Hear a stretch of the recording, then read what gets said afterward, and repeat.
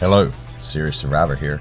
Today we'll look at a new series called the Apocalypse Survival Skills Quiz Series. This will be an ongoing series of quizzes that not only ask specific questions about various aspects of survival, but also to help answer questions about different survival skills and techniques. Each installment is 10 questions that will cover various aspects of survival in different regions and environments. Each question will only be on the screen for about 10 to 15 seconds. This first installment will be a very basic quiz, but I'll try to include some facts that may not be well known.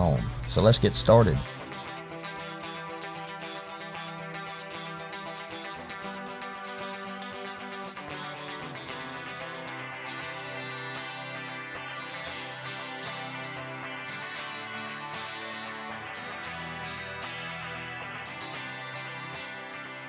The most immediate aspects of survival that should be attended to are food, water, and shelter. Without these, you won't last long.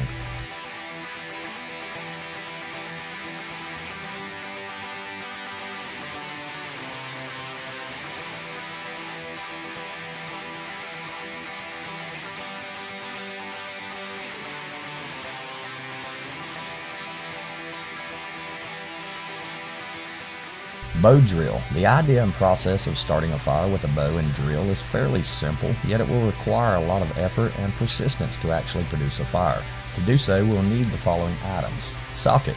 The socket's a piece of stone or hard wood or bone with a slight depression or hole in one side. Use it to hold the drill in place and to apply downward pressure. Drill. The drill should be a straight, seasoned hardwood stick. The top end is round and the bottom end is flat to produce more friction. Fireboard. The size is up to you, but a seasoned softwood board is preferable. Cut a depression about 2 centimeters from the edge on one side of the board. On the underside, make a V-shaped cut from the edge of the board to the depression. Bow. The bow is a resilient green stick and a string. The type of wood is not extremely important, but it should be flexible. The bowstring can be any type of cordage. You tie the bowstring from one end of the bow to the other tight without any slag. To use a bow and drill, place a bundle of tinder under the V-shaped cut in the fireboard. Place 1 foot on the fireboard, loop the bowstring over the drill, and place the drill in the pre-cut depression on the fireboard.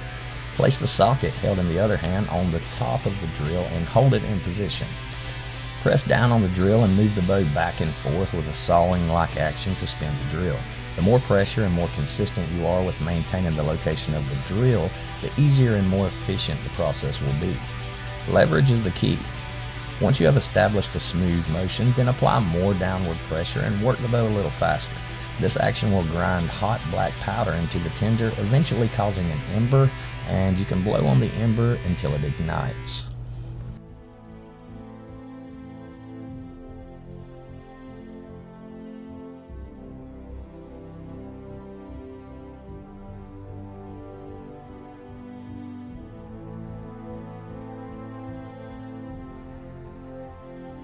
The rule of threes is a guideline and not necessarily a definitive explanation. The human body can actually go 8 weeks without food if the body is properly hydrated. The rule of threes mainly means that after the time limit, the human body is not going to operate at a normal, efficient functioning level. This will also vary slightly due to the environmental conditions and physical stamina and fitness of the person involved. The number 3 is used repeatedly in emergency situations, as we will see.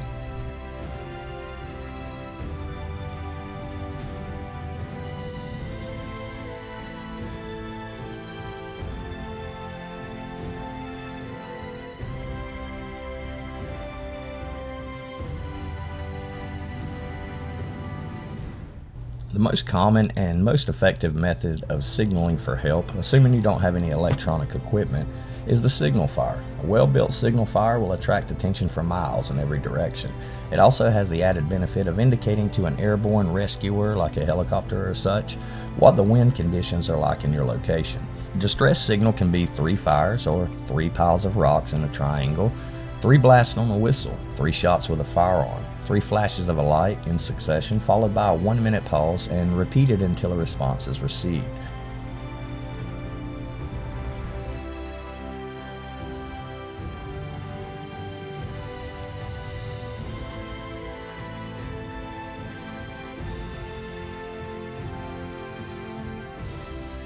Trench foot is a medical condition caused by prolonged exposure of the feet to damp, unsanitary, and cold conditions. It is one of many immersion foot syndromes.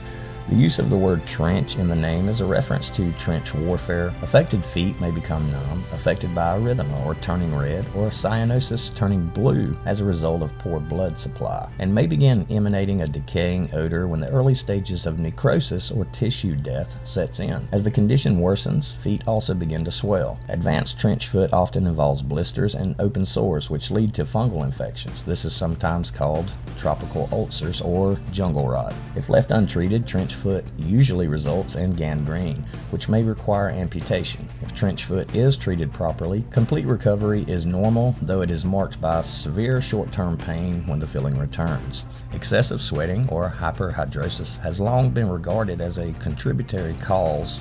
Unsanitary, cold, and wet conditions can also cause trench foot. Trench foot can be prevented by keeping the feet clean, warm, and dry.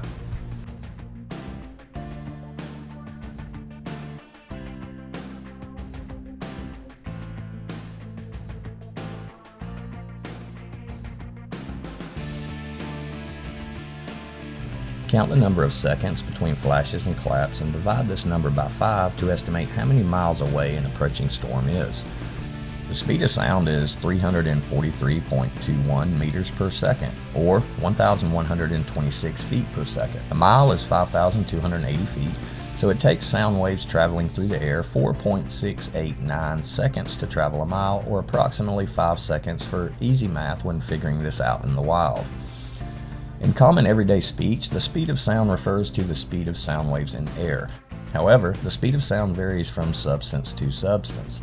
For example, sound travels at 343 meters per second in the air, yet it travels at 1,484 meters per second in water, which is 4.3 times as fast as air. Also at 5,120 meters per second in iron. In an exceptionally solid material such as diamond, sound travels at about 12,000 meters per second, which is the maximum speed that sound will travel under normal conditions.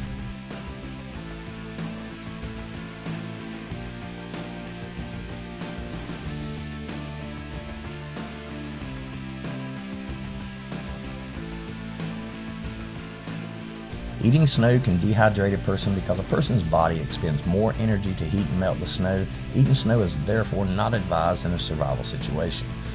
It can also lead to hypothermia. Be aware that snow lying on the ground tends to accumulate bacteria that can also cause illness. To consume snow more safely, it is advisable to melt the snow and drink it. In survival situations, purification of the snow is recommended after it has been melted.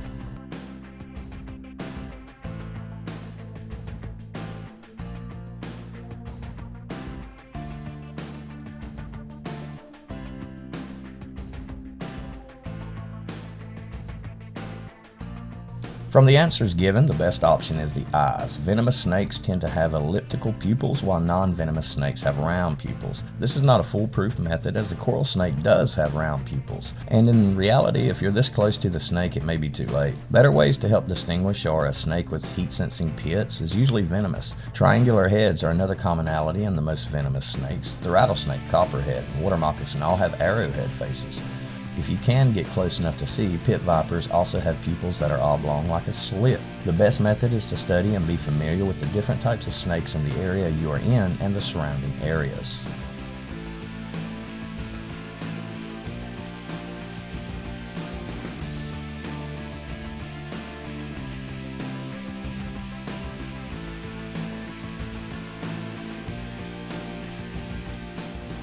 All of the above.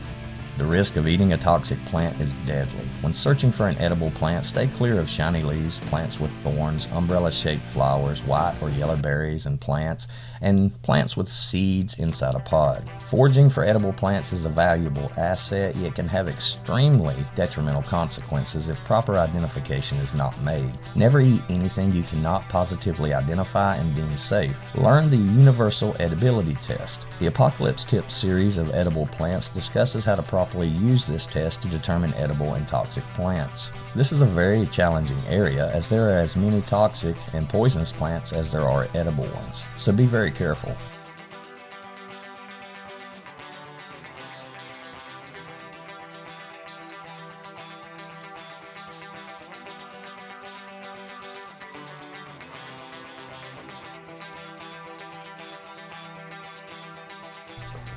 Ice.